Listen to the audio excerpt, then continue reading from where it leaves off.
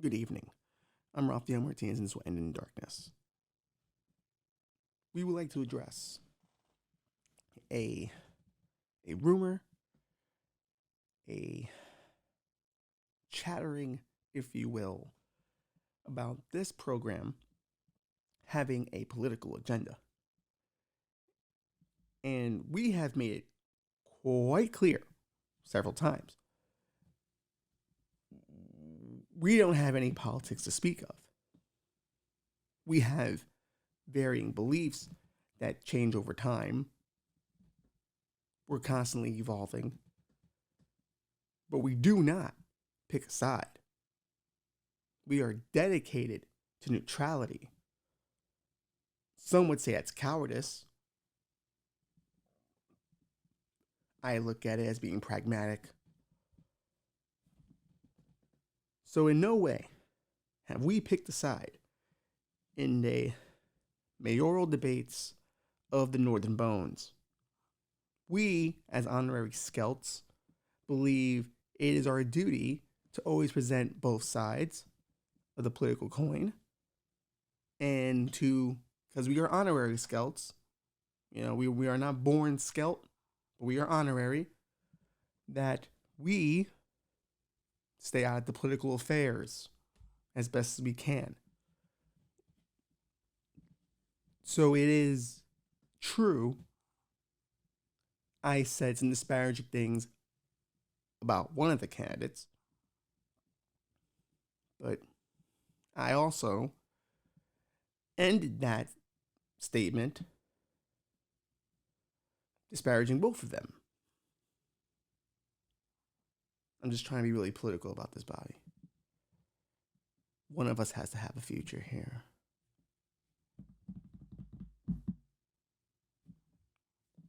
So, did I say of the Democratic nominee that I assumed that he too was on Epstein's island with Clinton, getting blown by teenagers because he's a pedophile? Yes, I did say that to him. But I also said to the Republican that I hope your wife finds out about your young male lover. And ended all of that with both of you should burn in hell.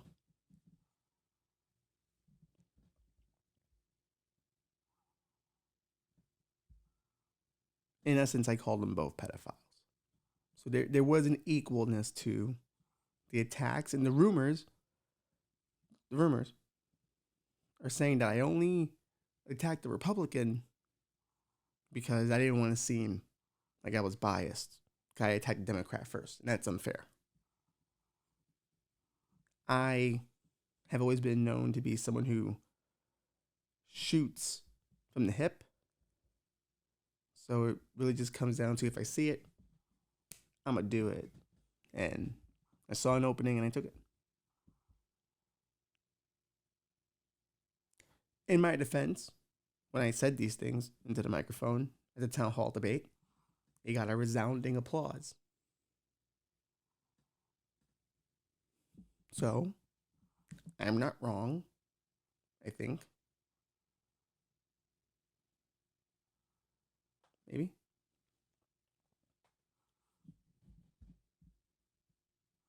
I would also like to address another thing. I am highly aware it is wrong or not correct to wear black clothing when you have a black curtain. I am aware of this. I have been aware of this, but I've committed to a look. I can't change things up now. I could buy brighter clothing, but none of the cool pro wrestling shirts are in brighter colors. And that's kind of an issue. It looks like we're all wearing punk rock clothing when it's just really cool pro wrestling t-shirts, like the one I have on now, New Japan Pro Wrestling. And my Bullet Club hoodie.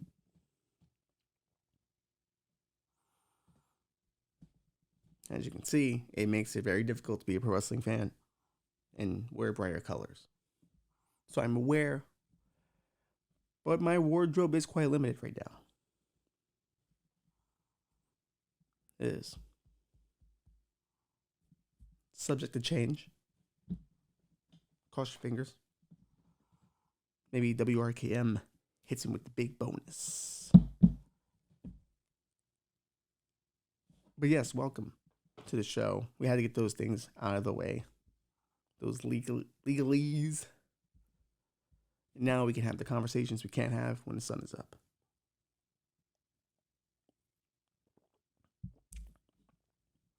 Oh, you thought I was going to play the intro there. No. It was already played, Bobby. If you paid attention, you'd know that. But you're not paying attention, are you? What you focusing on, buddy? Ah, that's right. He is looking through his college acceptance letters. How's that going for you? Don't even answer that. I don't need your voice in my head. Get out my head. I don't care how much your college experience about me. But the Wonderkin's going through his. And that's something I do care about. We recently went visiting some universities. And I gotta be honest, I think I might have missed out on something. I think I might have missed out on a really cool experience going away to college. Even something as far as 3 hours away requires travel. You know, so it's a good distance. Like you're away, but not too far away. But sometimes you need a wider distance, which I think I would have been a wider distance person.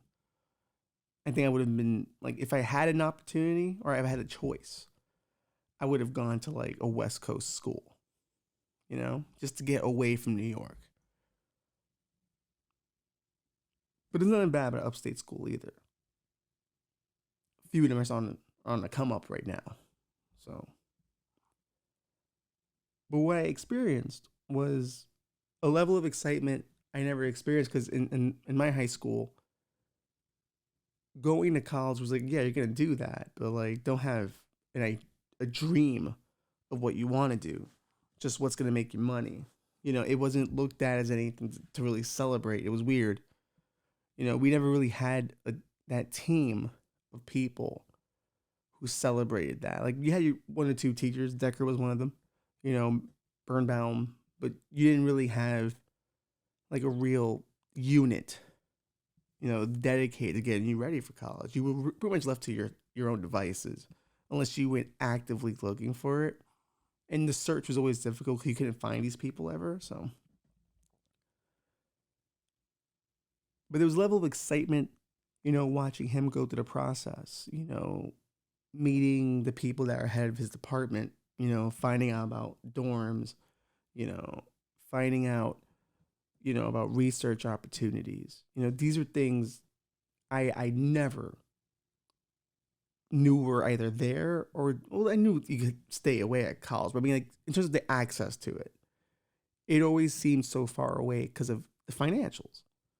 Money's a huge thing, you know. Me and my brother are two different students. You know, he's a straight A kid. You know, he's battling to be one of the top 3 in his class right now. I was never that guy. You know, I could be, but I didn't want to do it. Who knows what that is? Maybe laziness. Maybe I was just more wanting to be creative. You know, something a bit more outside of traditional. See, that's the bullshit of it, right? Like that's the justification. But I know. I'm fully aware of what I was fully aware. You know, like, oh, I'm a writer. Meh. Like, stupid. You know, I should have been smart about it. If I was going to do it, I should have been on point. I should have all my college stuff together, but I didn't have it together.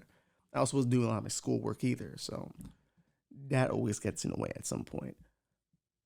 But yeah, he's experiencing something I never experienced before, and it's new for me to experience this level of maturity with someone young. Because my other brother Christopher, like we didn't have those years together, so I never got to really see that. happened for him. Where with John, I grew up in the same house as him. So like seeing him go, oh, now you're going to make these man decisions about where you want to spend your next 4 years. Where do you want to aspire for your career? Those are really important moments in a young man's life, and you don't know how important they are until you're there. So all these new questions start showing up, new fears start popping up in your mind, and you start to go, how easily this can go, fuck up, if you're not careful. And I think it prepared me for like when my kid eventually goes through it someday. Like I'll have already done it once, so I already know what the feeling is. It won't be new for me. I'll have already been part of the process. But he's the first in our family to do something like this. So there's this compound interest of expectation. It's a lot raining on him, but he handles it so well, so confidently, very chill. He has it's going to be what it's going to be. He's made his choice already. He's keeping it quiet to himself now, but when he's ready to talk about it, he'll talk about it. But like, there's a level of maturity that you didn't know was possible until you saw it in front of you, and a level of fearlessness. It's always I wonder. I don't think I was like that. Like I don't think I didn't have that in me. I didn't have that engine, that fearlessness. It was always fear. Like any little thing could fuck up my entire future. So it kind of keeps you from doing things. Like when you have that in your mind, like don't do this, don't do that, kind of fucks everything up for you a little bit. But he's, looking at everything as an opportunity to do something, whether it's, what he ends up going to school for, if he ends up changing majors, like, he's dedicated to a mission. And that's always the thing great to see when a young person experiences that, like, clear vision of what they want their college experience to be. I hated my college experience, the first 3 quarters of it. Looking back on it, like I would argue it's some of the worst years of my life. When it's not supposed to be. It's supposed to be the best. But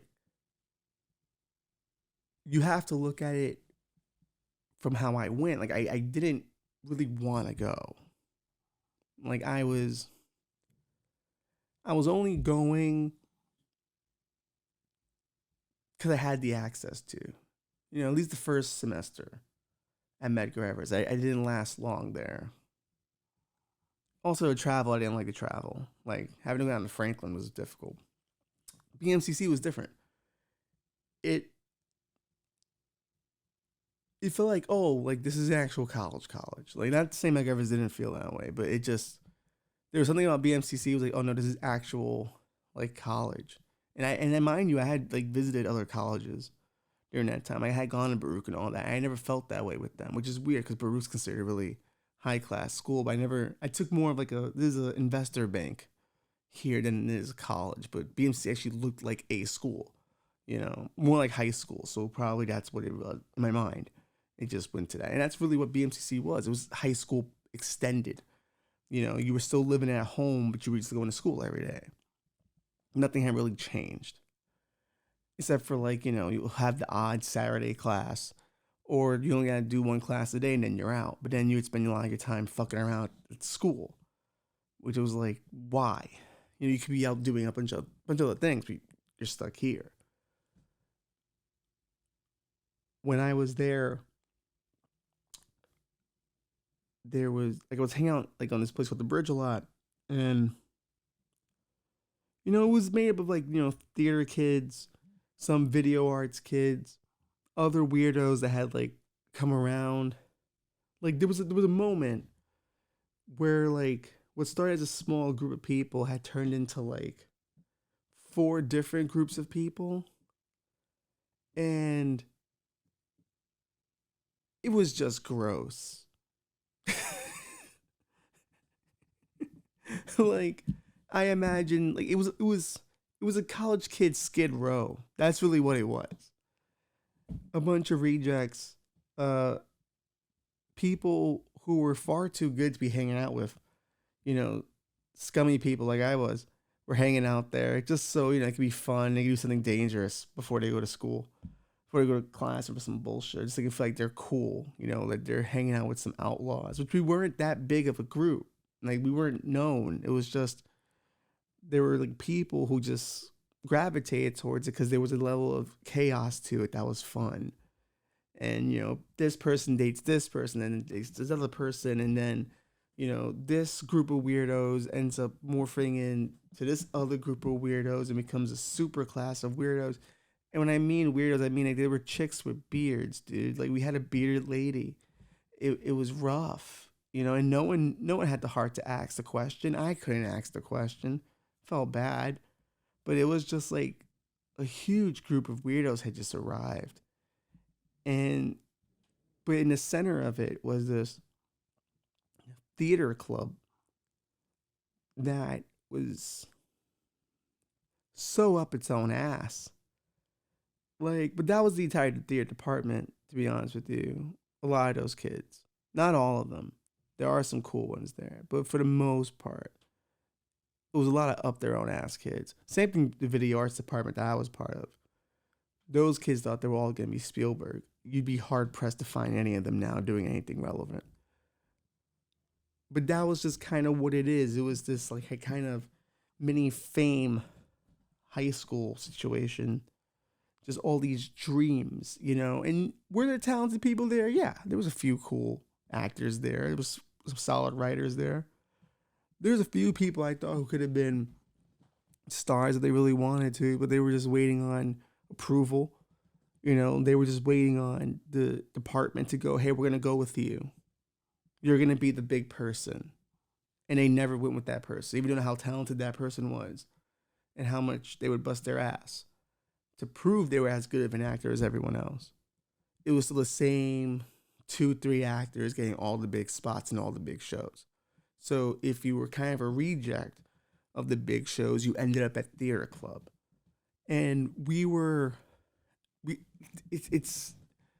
it's not what people think this is gonna be. Like it's not one of those, oh, we were fucking renegades to the school. Like that's what some people think it was. Like some people have that nostalgia for it. Like we were fucking renegades, we were fucking edgy. And it's like, like I don't see it that way. We were more edge lords than being edgy. You know. Oh, we took movie scenes and made them theater productions. Like, all right, cool. Like it was there was only one time where we did that where it actually was interesting, and I'll get to that. But for a long time, I was part of this weird group. Some would say that's where my Rat King name comes from. Because for a moment, it did feel like I was Lord of the Bridge, the King Troll, but I don't think that's necessarily what it was. I think I was more Littlefinger and just in the corner getting all the information. I was a straight A student before I got involved in all that.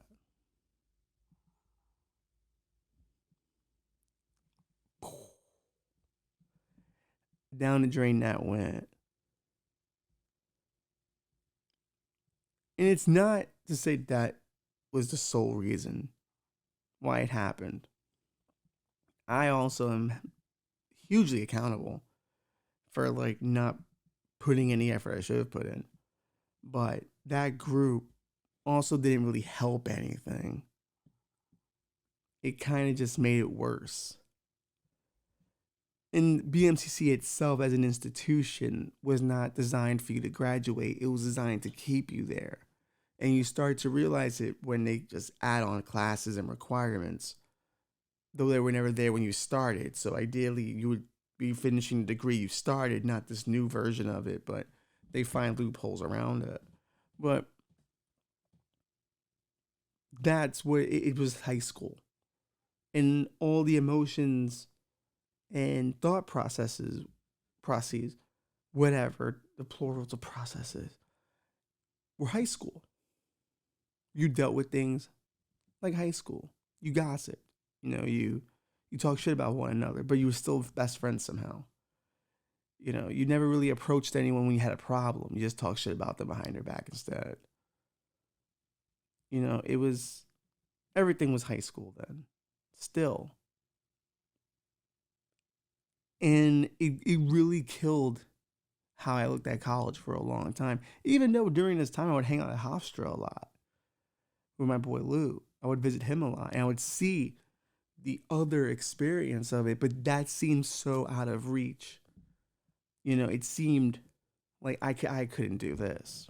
There was no way. Even though I could have. If I had really put the effort, I could have. Where I was, there were very few people aspiring to do more. We were just going to be great. And now it's going to carry us. We had a lot of talent. We're just going to get through on that.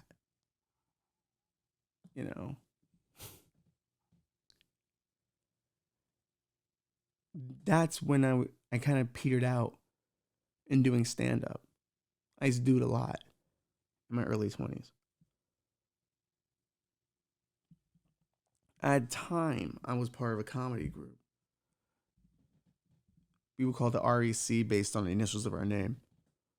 And we had done like 3 off-Broadway plays. Like, not plays, but shows. Paid. Were they filled with necessarily unbiased audience members? Not always. The majority of the time, it was our friends. And there was no mechanism to expand out of that. There just wasn't. And even in that group, there was a betrayal. And that group didn't last. Now, keep in mind, all this, I'm falling out of love with the college idea. And I go, oh no, I've heard of improv groups coming out of colleges. Maybe this is a thing. Maybe this is how my experience goes. Dedicate a lot of time in that group. A lot of hours of writing, practicing, all that.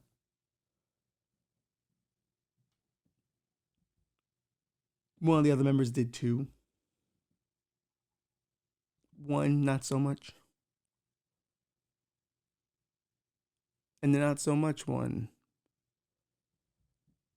ended up causing the breakup of that friendship. Not just between me and him, but then him and the other guy. And then that group was also tied in with my girlfriend at the time, who was no fucking picnic either. She lied about the weirdest shit. The weirdest shit. She would text me like sweet things in this, like, what she called a tribal tongue from her home. Listen, I'm not a fucking linguist, dog. So, like, I'm not going to question it, right? But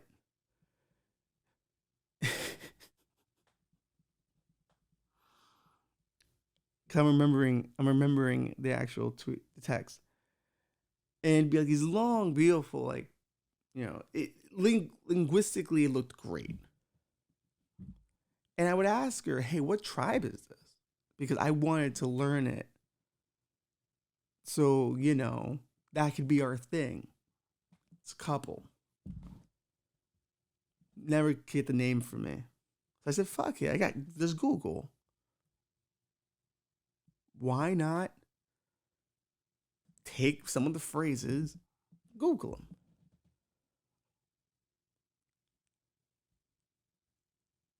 Now, have you ever played Final Fantasy X? There's a language you can learn There's a language you can learn. You have to collect certain things to make the dictionary, but then all the alphabet becomes translated in English for you, but you can still learn language, like how to say words and all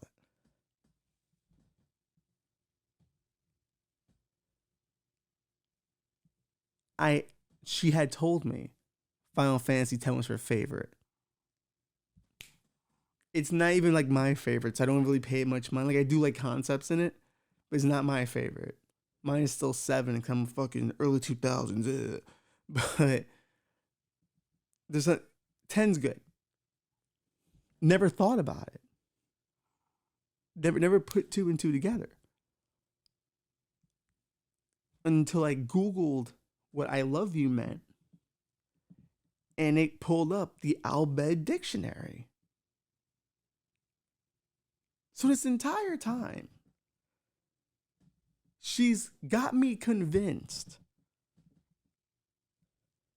that this is some Elden, African, Jamaican, some fucking shit thing that she's telling me.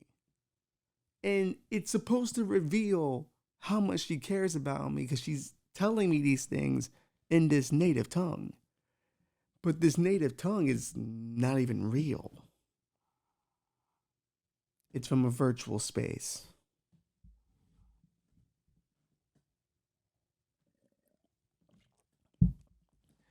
She would also plagiarize weird things. I'm a writer, of course. I've mentioned that several times in this podcast. She would pitch things to me. Stories, I hate it. I hate when they do that. Just go write it. You don't need my approval. Go write it, and I'll read it when you're done. I don't ever pitch anything to anybody. I just write it when I'm done. Here it is. But she was telling me about this movie she wanted to make and how the world would be like comic book panels, right? And the guy could control everything in the comic world to aid him in reality.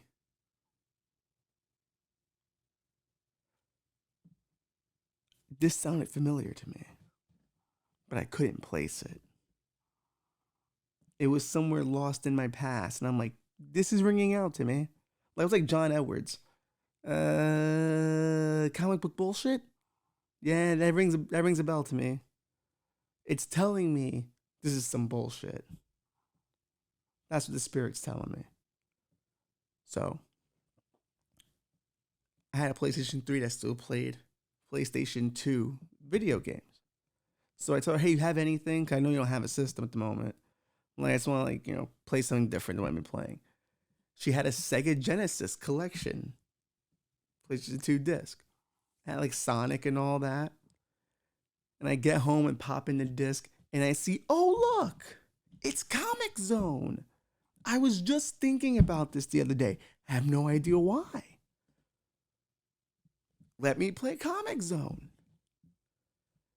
Within like the first few seconds of the very first level, I realized she had pitched me Comic Book Zone. Or Comic Zone, whatever it's called. But Sega Genesis, you know it. How's that for a college girlfriend, dude? She started taking my mannerisms, my jokes. It was weird.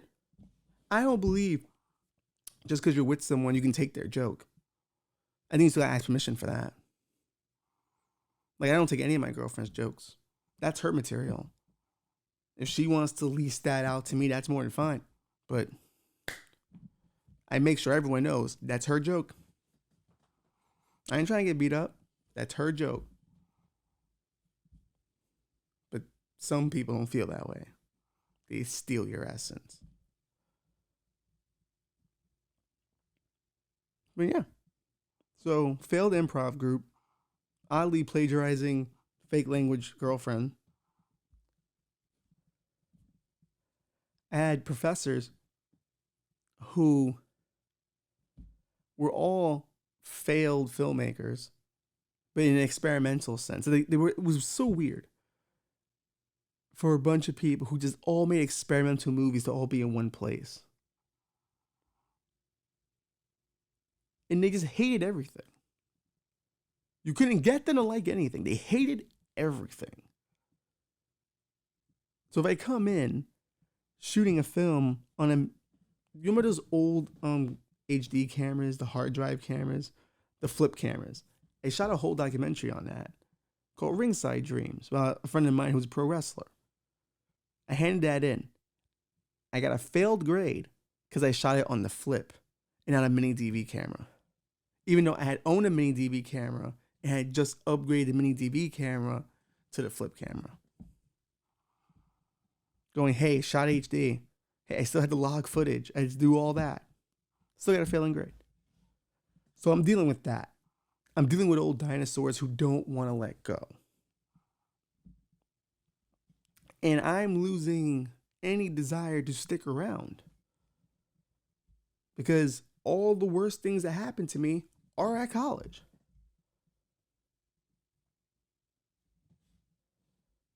So eventually I just flunk out. I'm out. I'm done. Don't want to be there no more. It's not fun. It was supposed to be like a different world. That's what my college experience was to be like. That's what I wanted it to be like. Or Saved by the Bell, the college years. I kept watching.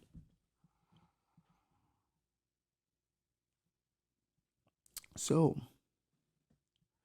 I flunked out. You know, I'm out for like about a year. Now, this is where, granted, calling college the worst years of my life is one thing, but there's the things you do get out of it that kind of make it worthwhile. First, you get Anthony Camacho, who's my best friend. You heard him on the July 4th episode. I meet him through there.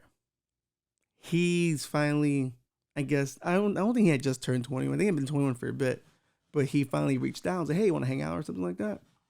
I said, sure, I'm down for that. And we started hanging out at Gotham Lounge a lot. Because it was $2 PBR and a shot. Then became $3. And it was a comic book theme bar run by a Bushwick, native. So it always felt comfortable being there. But for a whole year, like, he was kind of always dropping, when are you going to go back to school? When are you going to finish that up? And I'm like, I'm never going back, And he said, but you were close to finishing. I'm like, yeah, I had a few. I had like maybe a semester or two in me, and that was it. And I could have finished it. And he's like, you should go back. Like, you should really go back. He does this for a year. Every weekend. Multiple times in that weekend. Because we would hang out a lot. For an entire year, he's dropping, you need to go back. And this is a guy I had no issues with. One of the very few good guys in that entire place. And he was a dude going, you got to go back. Because I used to be obsessed with finishing things. Finishing things is a hard thing for me. It really is. Writing this sometimes. Schoolwork. And it's finishing is really difficult for me. Getting started is not really that hard. It's the finishing part. And I can know exactly how I'm going to finish something and still won't finish it. I have no idea why. Just something I'm not good at. It's something I guess you have to practice.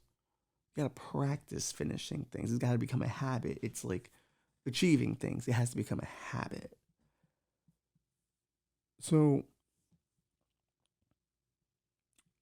after a year, I'm drinking, and then it finally comes out my mouth. I think I'm going to go back to school. And he just looks at me and goes, I've been telling you this for a year. And I was like, yeah? He's like, yeah. I was like, well, it worked. I'm going back.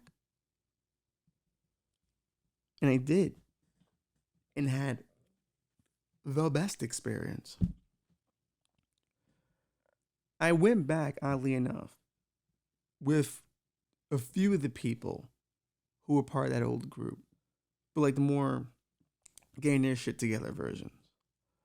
I was now dating someone from that group who was a lot better than the person I was with in all facets, but mostly mentally, mostly like inspirationally. Like, I wanted to do better because I was with this person. She, mind you, I hadn't really gotten a chance to speak to her while in college because, oddly enough, the ex was her friend, and I was banned from speaking to her. I have no idea why. All I ever said to her before that was, "Hey, how's it going? Welcome to Theater Club, blah, blah, blah." And after that, when they became friends, was never allowed to speak to her ever again. Whatever. Oddly enough, here we are. The person I'm still with today, Christina, was that person that I couldn't talk to back then. And is now the college girlfriend I went back to college with. It's weird how that plays out. But once I didn't have a group to be a part of and I was just on my own,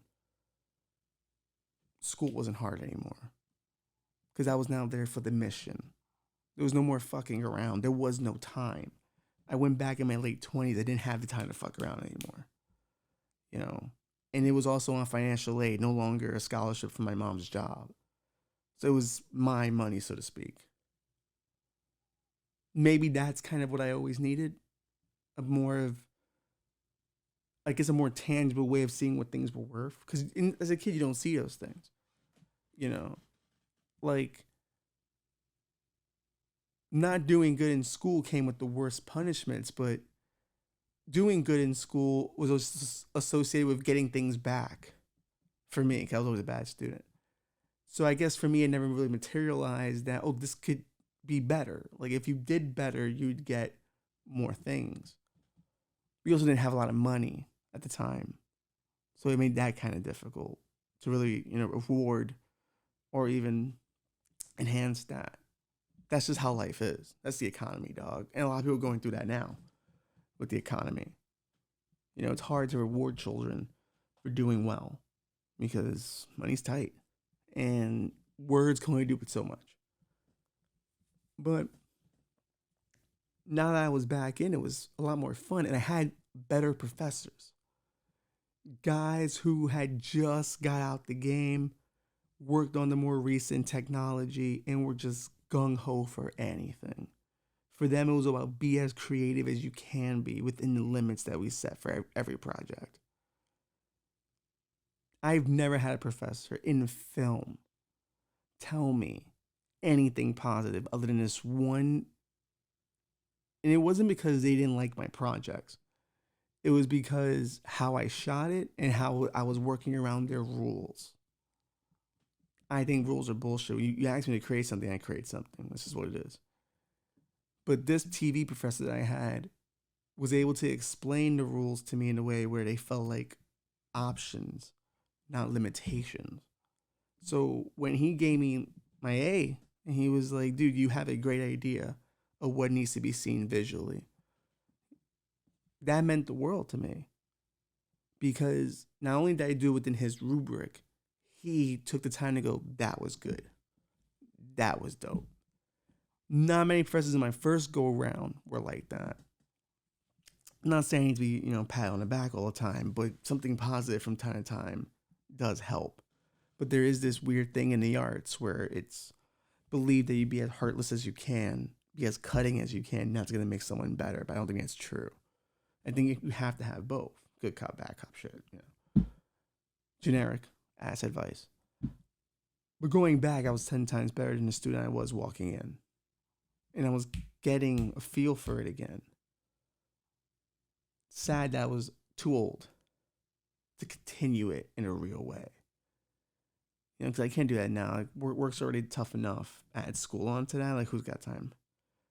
Trying to do this. Trying to do other things. It's a lot. But, having had that experience, like, would I sacrifice 50 people I know because of college to go back in time and do it over? Yeah. Not the people I mentioned earlier. Like my girlfriend and Camacho were great. Thank God for them. But I'd sacrifice a good majority of the others. There's probably a few exceptions in there, but a good majority. I would sacrifice and burn down that bridge if I could. Um, I should. That's terrorism. I can't say that, right? I would love to. But be a good killing of negative energy. But instead of going when I went back, when I was hanging on the bridge, it was deserved. I had to bust my ass in class all day. I wasn't looking for anything anymore. Like it's the thing I think when you first go to college, you think college is gonna define you and show you all these things about you you don't know. Maybe that's gonna be the case for people who go away, who go to like, these beautiful campuses and all that. But when you don't go away and you're still city bound, you get defined by the city. You're defined by the atmosphere. The only true way to know yourself, I guess in a college setting, is to go away. It's the only way you can do it. You're on your own. It's all on you. And the limited experience I had of that when I was hanging out at Hofstra, it became how I looked at the college experience over time.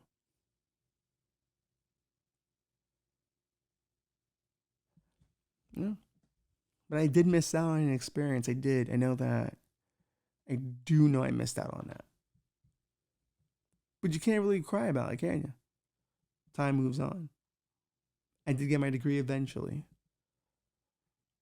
And I'm proud of it. And here's the thing. When I got it, things got a lot easier. I got a job within my industry, oddly enough, because of Anthony Camacho. The guy who got me in school got me the job that I'm currently working in now. Talk about hell of a best friend, dude. That's a dude I owe a lot to. And I think, I don't know if that friendship could have been as strong as it is now than like it was then. It can't, because we were just in two separate parts of the group. So we never really had a chance to get to know each other. I think if we had known each other earlier, or really got to know each other earlier, I probably would have followed him to like Brooklyn College and all that, like to continue on in a real way because he got his shit together good and proper, you know. Like I think had we connected earlier,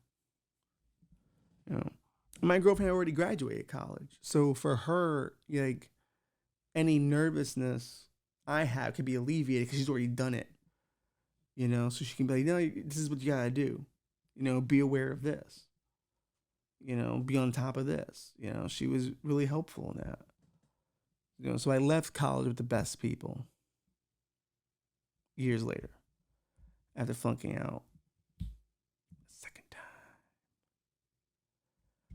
But then you get it right eventually. But that bus ride going up to that school, I really thought about it. I was like, man, this could have been me. And I'm living it through my brother, and I'm really happy I am. Because I'm going to get to experience some cool shit because of him. And, like, yeah, we have, like, a 15-year age gap, legitimately. But I'm still cool. I can still go to the games. I can tailgate. Right? I'm still a cool guy. Look at these cool moves. These cool dancing moves, man. They're not ready for me. Cool old guy. Who doesn't want to be that?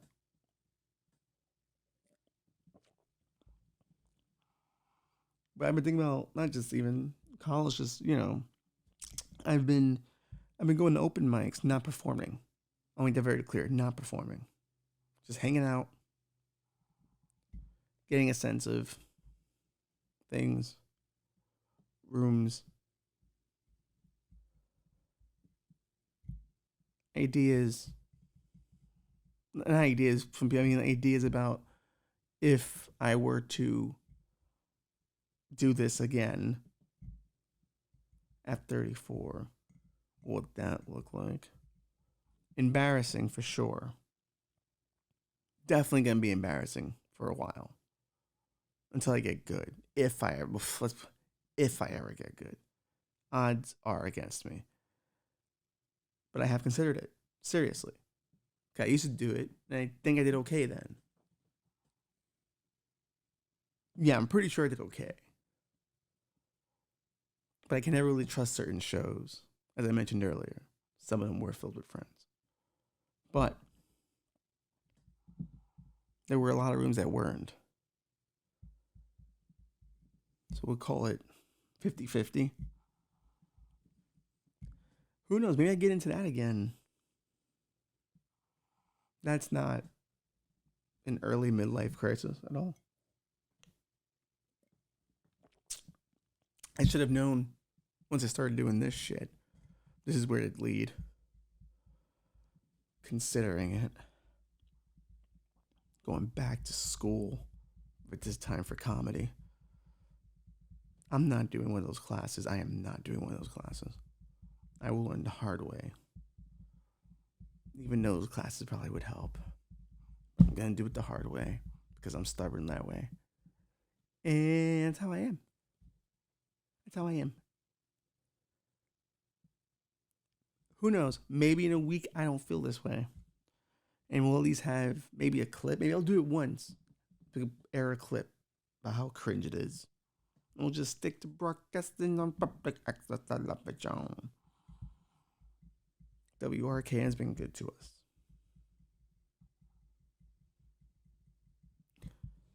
With that being said, Bobby, thanks for showing up to work and good luck with your college acceptances. To be honest, your list probably isn't as long as John's. Yeah, he's got like multiple acceptances. It's kind of embarrassing how many acceptances he's got. It's a lot of paper, and you only have 4. So, loser. I have no acceptances anywhere, so don't feel bad. I don't know if I'm accepted anywhere. Maybe that's what we'll find out at the end. Or maybe we both know how this is going to end. Why am I doing gun fingers at the camera? Because let's be honest, this show's been a bit depressing, but this will make up for it. It won't.